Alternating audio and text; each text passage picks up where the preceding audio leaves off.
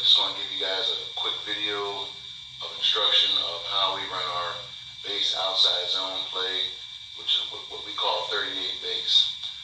Just a little bit about me. I've been here with New Hampshire for about my second year. Been coaching going into my 21st year, so really looking forward to it. We're going to start talking about our 38 base here up on the board. Basically, 38 base is an outside zone play that we're going to run to the tight end.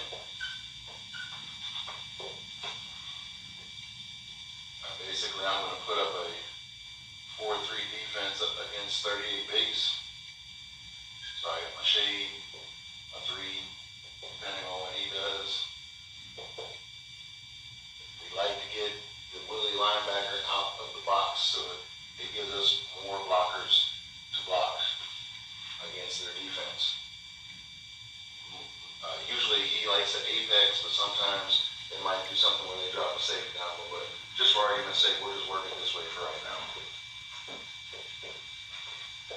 Alright, first thing we're going to do, we're going to work on the play side. These two will take these two. So we're going to work in zone step to our right, making sure he doesn't cross our face.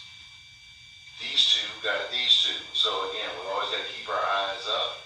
We're going to work together in tandem. Hopefully we can get a situation where the tackle can take over this end, and now the tight end can go up to the sand. Alright? On the back side, we're going to cut, and we're just going to get a hand on this guy and hopefully get to that linebacker. Our slot receiver will get to the slot or get to the free safety. We'll stock block on the corners on the outside. We want to tell our running back, your job is to chase that outside hip of the tackle. Open step, come downhill, hit the hole.